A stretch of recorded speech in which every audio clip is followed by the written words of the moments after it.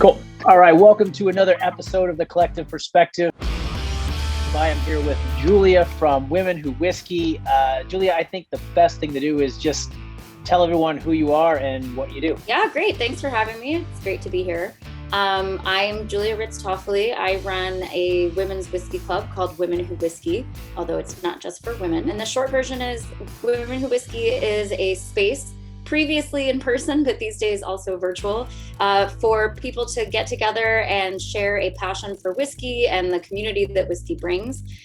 We organize events. Most of them are sort of oriented around an educational aspect. So really about learning, asking questions, seeing what's out there, what's new, and doing it in a creative way. So we like to make cocktails. We like to visit distilleries, more than just drink out of little Glencairns and pick out tasting notes. So I think it's fun. We have about 16,000 members around the world who agree across 25 chapters. It's one of my favorite things. Obviously, things got crazy last year.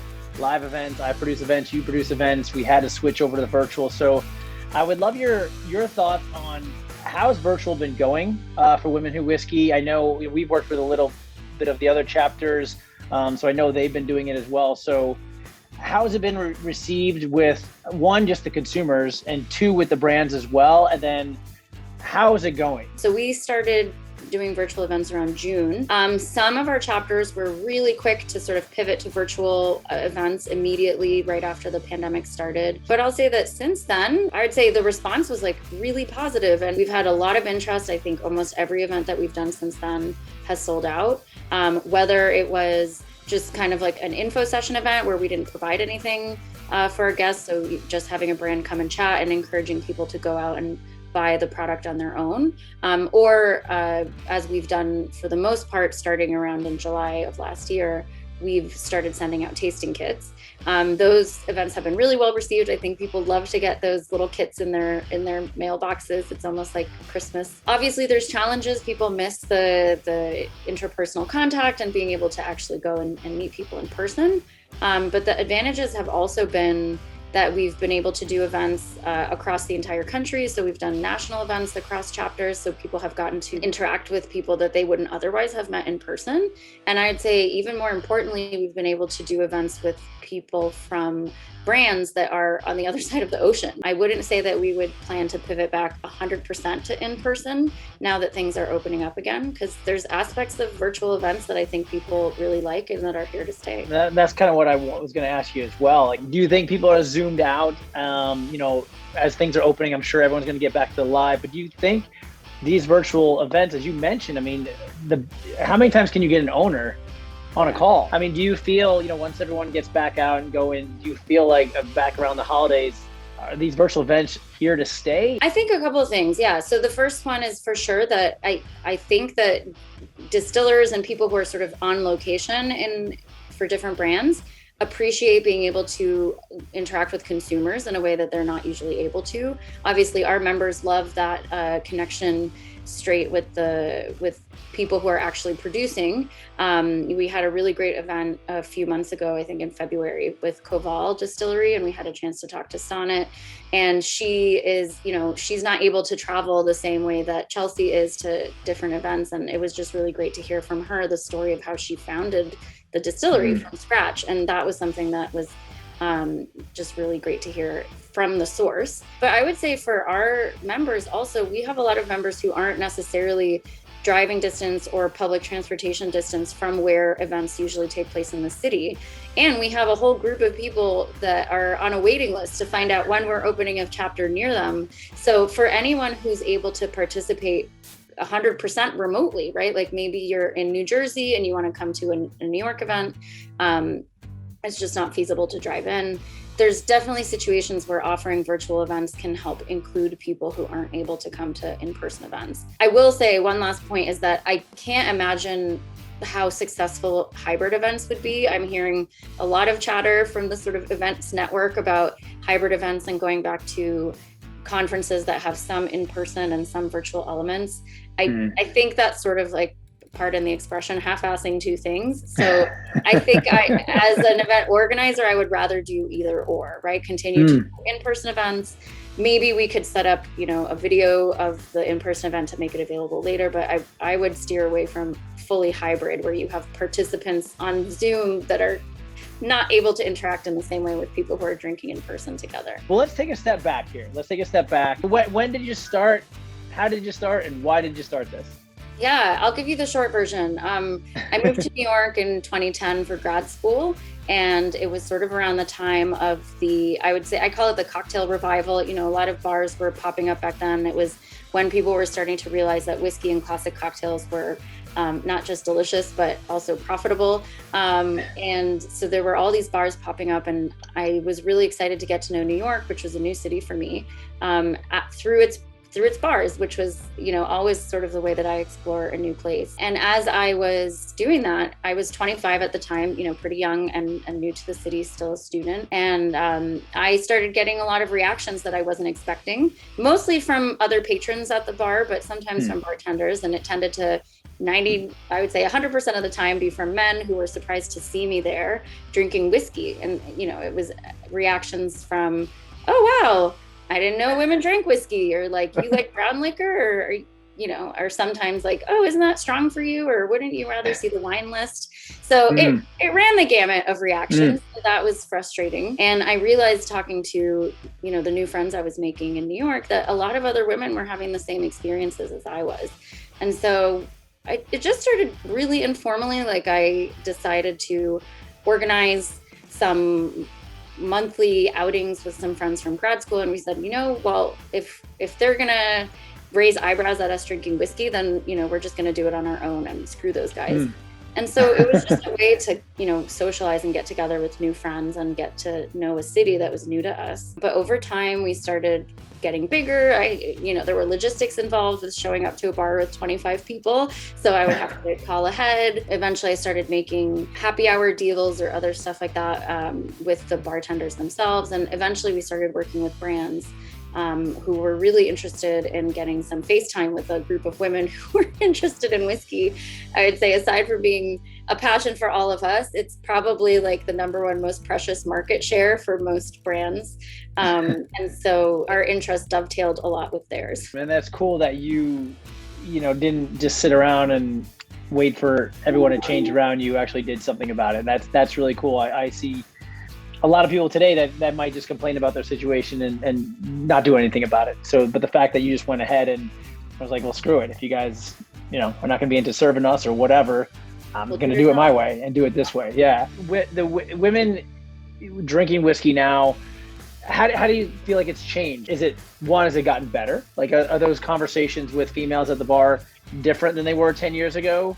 Do you feel like, obviously your answer is probably gonna be yes. Are there more females drinking whiskey?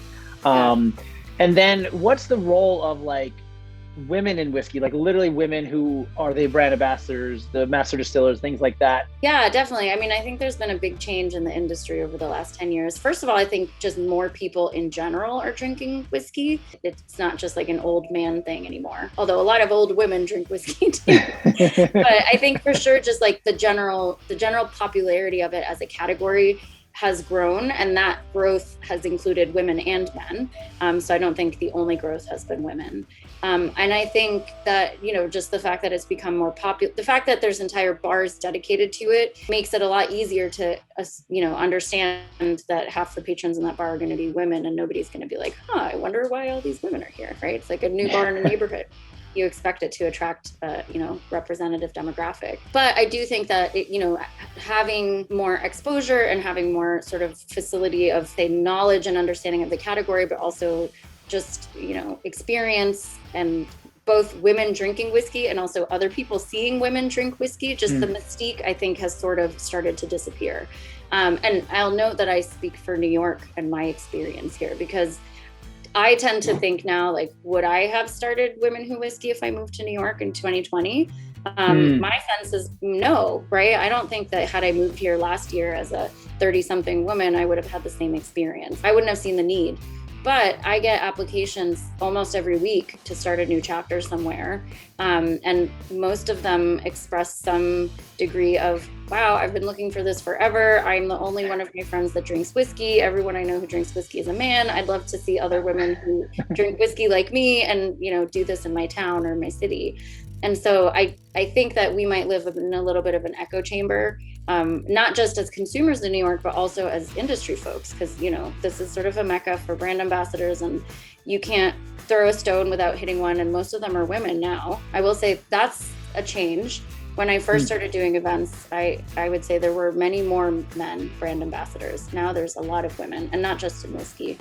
But I don't know if that's the case everywhere else. We have a chapter in Nairobi, and they're obviously dealing with very different cultural and environmental factors when it comes to the role of alcohol and women in society. So I think it depends, but I've definitely seen changes. And I agree. I mean, I'll age myself. When I was bartending a couple of decades ago, like the guys, it was just guys that came into my bar that were representing whiskey. And today, I mean, we know a lot of the same people. If you go to Maker's Mark, there's 2 women in New York that are running it, and Balveni's got a female, and he's mentioned Koval and Milam and Green. So there's a lot more female ambassadors out there, which is super awesome. And I think you're right. I think it was just like categorized as, well, it's a guy's thing or an old man's thing, and that's just sort of how it was structured for some weird reason.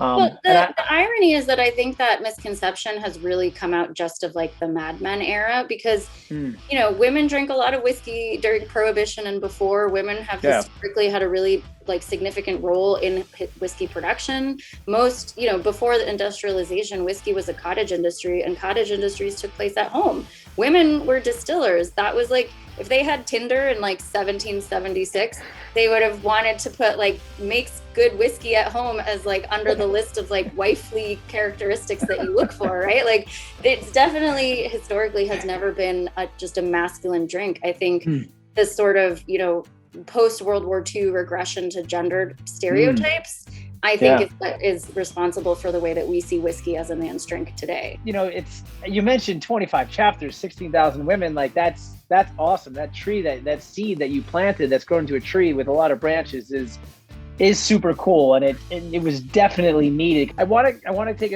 another step back to what we were talking about before with the virtual events. With brands have like had to react to what we're doing. You mentioned hybrid events. Some brands might be doing hybrid events. What have you seen? You don't have to mention brands specifically. If you want to, go ahead. But what have you seen from brands virtually that are crushing it? I'll preface this by saying that different brands have dealt with the very ambiguous environment of shipping alcohol differently. I will say, yes, the regulation and the law is fairly ambiguous around how and in what capacity different people and entities are allowed to ship alcohol, especially across state lines. And different brands that range from everything from like a farm distillery to an international conglomerate obviously have very different approaches to how they deal with that. So in part, the caveat here is that their ability to provide product and sort of organize events around tastings will vary very differently based on what the brand, who the brand is and what their limitations are and what risk they're willing to take, say that. But I think, brand, I won't name specifics, but I'll say that the events we've had that have been the most successful have been those that are willing to sort of play with the boundary of, what's a classic product and what's sort of a new or an experimental product. This has sort of offered unprecedented opportunities to put innovation right in people's glasses, right? They'll say like, this isn't in stores and therefore it wouldn't be in bars, and therefore we wouldn't really be able to do an in-person event with it because we wouldn't be able to buy it back from the venue, but we can put it in a 2-ounce bottle and send it to you and have you give us feedback on like, do you actually like this? So the opportunity for giving people something really unique and interesting that they can't get anywhere else, but also getting real-time feedback on like the thing that you're about to put to market. I think that has been sort of an interesting intersection. Brands that have been able to sort of showcase their unique approach to production and take us on like behind the scenes distillery tours, show sort of videos and and things like that most people maybe in a bar wouldn't have had the patience for, but in a Zoom event, you can happily sit through like a 5 or 10 minute video of somebody showing you like that cool spot behind the still. So that has been really great.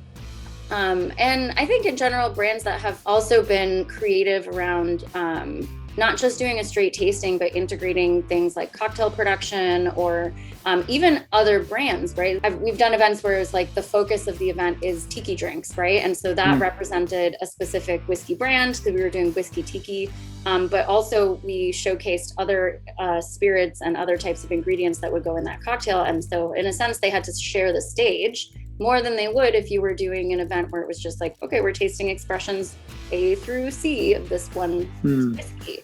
But I think that has actually worked to their advantage because it shows like, well, it's very versatile. You can take this home and drink it straight, or you can make it in a tiki cocktail that you would have never expected to drink a whiskey in. Kind of the same question with live events. If you obviously you work with a ton of brands, like what would be your message to brands to say, hey, this is the best way to talk to our audience. This is what we're looking for. A few ideas. I think for sure I would try to take lessons learned from the virtual space into the real life space. So I think it would be foolish to sort of revert back to the way things were just because we can.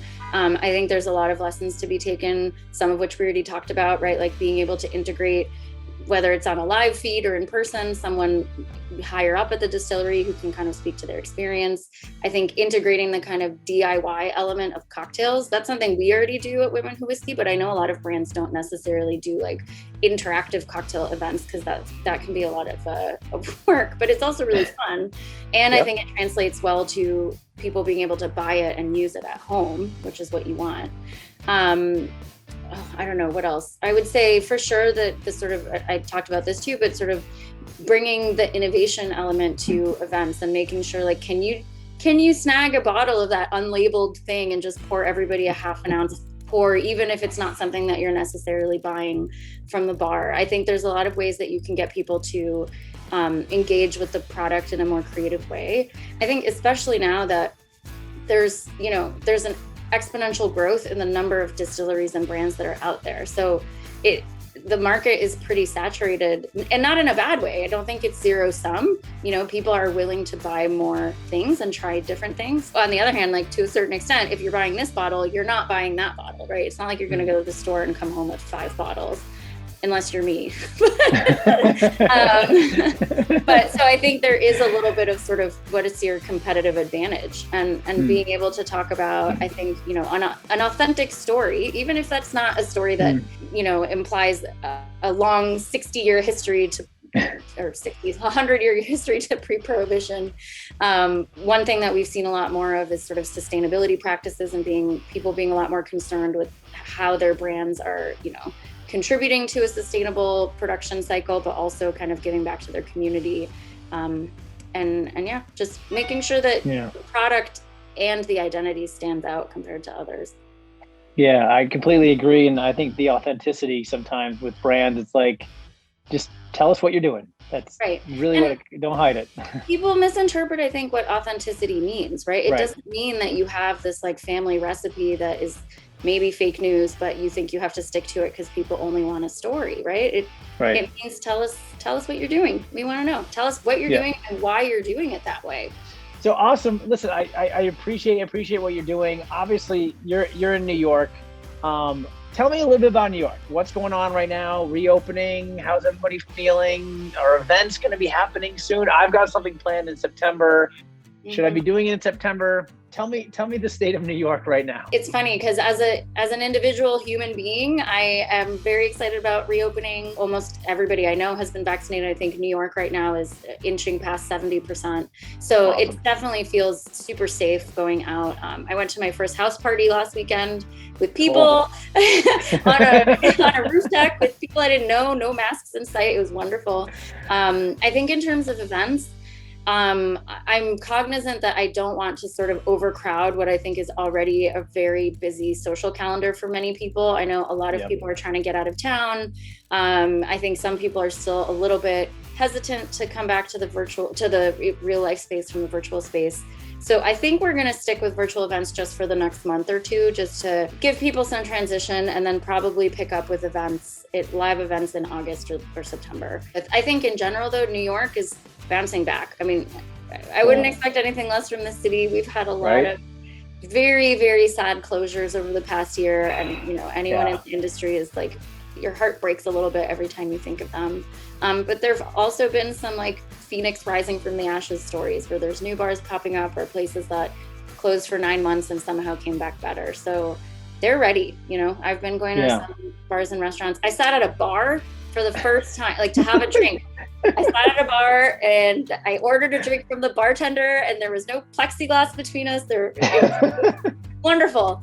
And it wasn't a whiskey either. I feel like I shouldn't even tell that story because I had a whiskey, but it was still delicious, and I'm excited to sit at the bar again. Well, listen, Julia, I appreciate your time. I really appreciate what you're doing. The work that we've kind of done in the past is super awesome. I hope we have some more collaborations down the road. So any closing words for the women out there who are drinking whiskey or want to learn more about whiskey? Yeah, I would say join a Women Who Whiskey chapter near you. You can join. Your guy friends or husbands or partners, or anyone can join. We have different lists for different people. Definitely visit our website. It's womenwhowhiskey.club, CLUB, like a whiskey club.